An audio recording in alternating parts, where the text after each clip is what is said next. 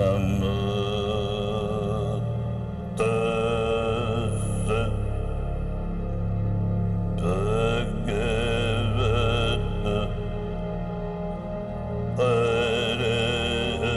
arahata samma sambuddhassa.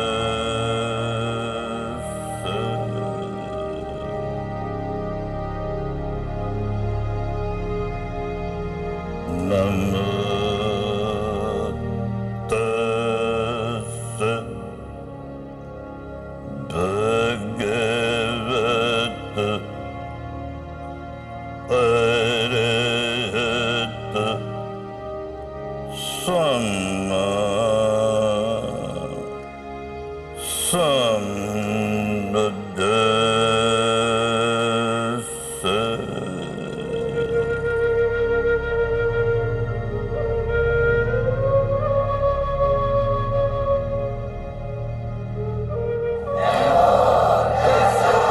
bhagavata arahata samma sambuddhassa.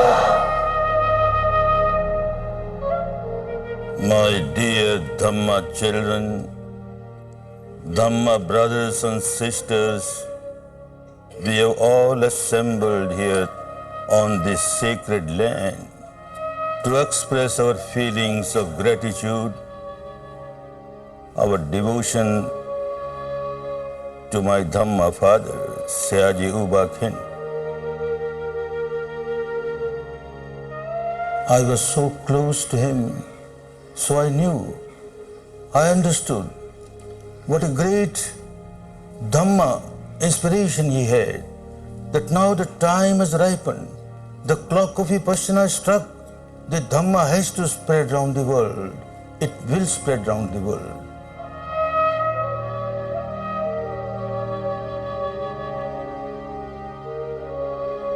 Many of you have come from far off places, from different countries, from about 30 countries of the world, and you are fortunate that you have come on this Dhamma land, which has preserved, maintained the Dhamma in its pristine purity for us. It is a real pilgrimage to the sacred land.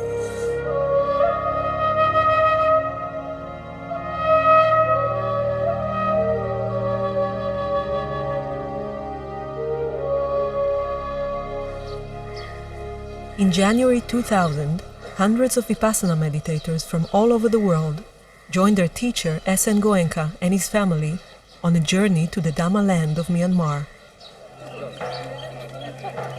On this special occasion, marking the 100th anniversary of the birth of his teacher, Sayaji Uba Khin, Goenkaji wanted to show the people of Myanmar the great impact Sayaji's teaching has had in other countries. He also wanted Vipassana students to come and discover a land that has kept the torch of Dhamma bright through the millennia. The centenary celebrations started with a Vipassana seminar at Dhamma Jyoti, the center built by Goenkaji's students in central Yangon. First of all, we express our feelings of deep gratitude, deep devotion towards Gautama, the Samma Sambuddha. He had the liberation in his hand. It was there, and yet he sacrificed it. I am not interested in my own liberation alone. I want to become a Samma Sambuddha so that I can serve countless beings and help them to come out of their misery, get liberated.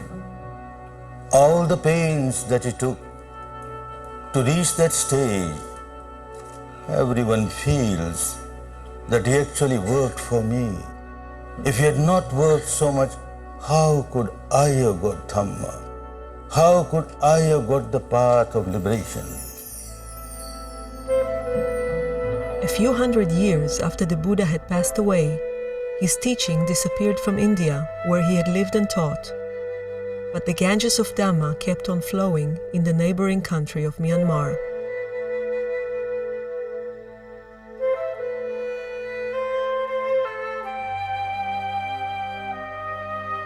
All these saintly people, the teachers who maintained Dhamma in its pristine purity from generation to generation, from teacher to pupil, we feel so grateful to them and we express our feeling of devotion towards them.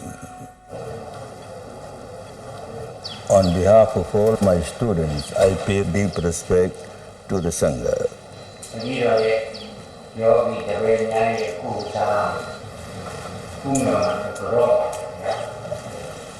Their blessing is so valuable for me.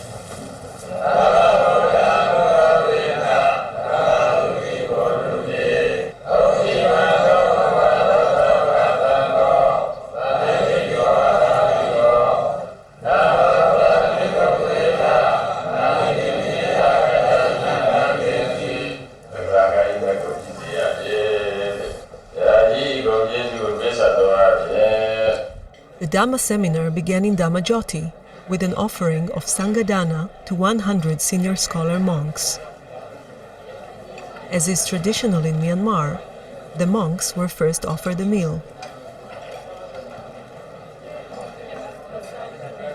After the lunch, each monk was respectfully offered a package containing Sangha requisites. This was a unique opportunity for meditators to earn merits, especially those who had come from overseas and have never had the chance to experience this custom.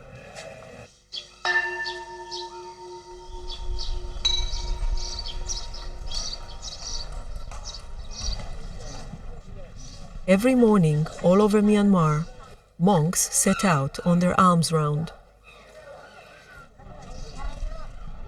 They go out for the welfare of householders.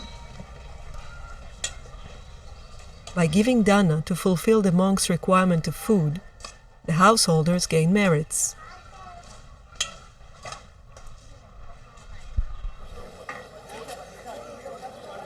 In the Goenka family house in Yangon, the noble tradition of giving alms is maintained, as it is in any other house in Myanmar.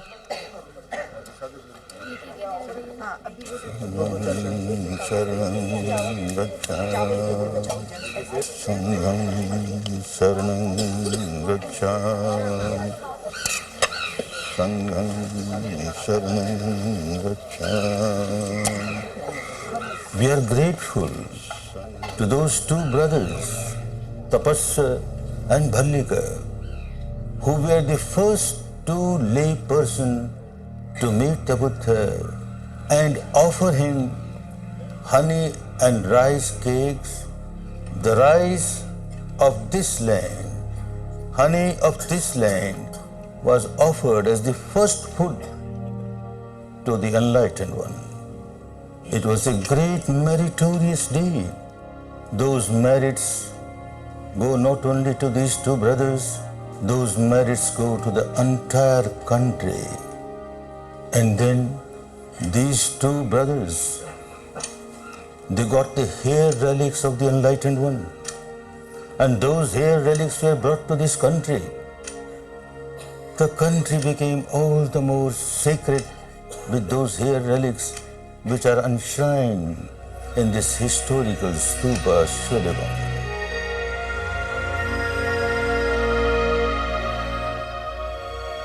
The vibrations of this wonderful Shwedagon with the relics of the hair of the enlightened one is not only helping this country, but is helping the entire mankind. People come and pay respect here, they get benefit of these vibrations, and they keep on walking on the path of Dhamma to get liberated. Of course, those people who go there, pay respects by offering flowers, etc., they get all the merits because of their devotion. But those who go and meditate there, limitless merits, limitless benefits they get by it. Now, hundreds of you who have come for the pilgrimage to this sacred land will be meditating on the platform of Swedigon, and you will realize what a wonderful sacred place it is.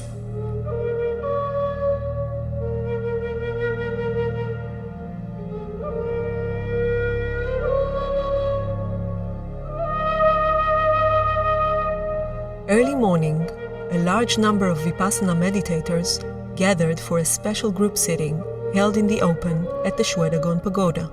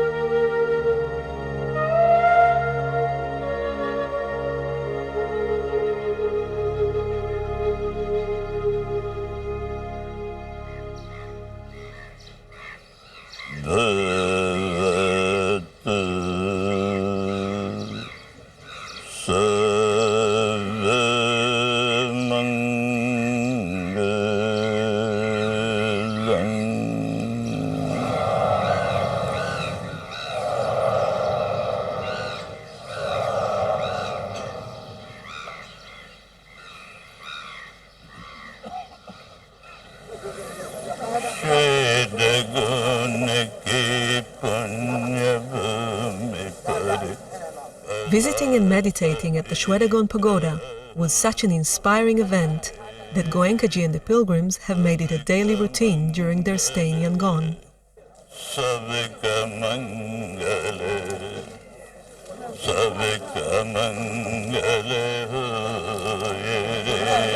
On each visit, Goenkaji circled the Shwedagon Pagoda giving metta, accompanied by his wife, sons, family members, and hundreds of his students.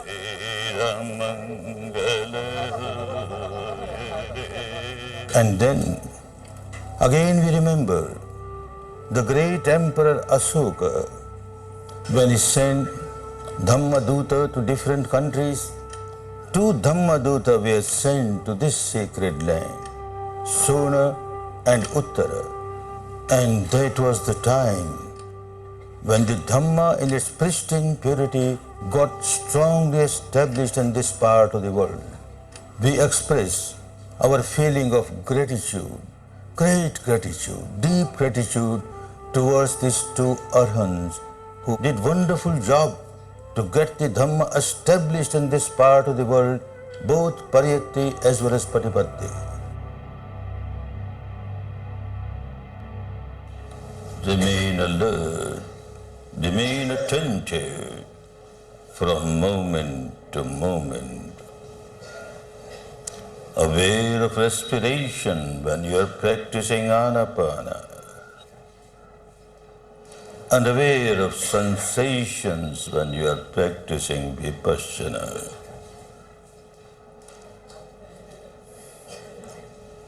Sensation of this type or that type, every sensation has the same characteristic, the characteristic of arising, passing away, uday, vyay.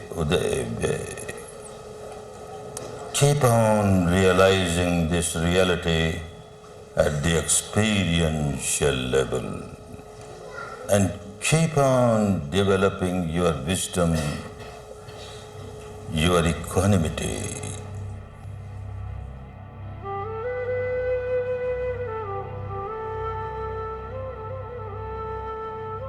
Caring for such a large number of meditators who came on this pilgrimage to Myanmar was not an easy task. At the Goenka household in Yangon, Goenkaji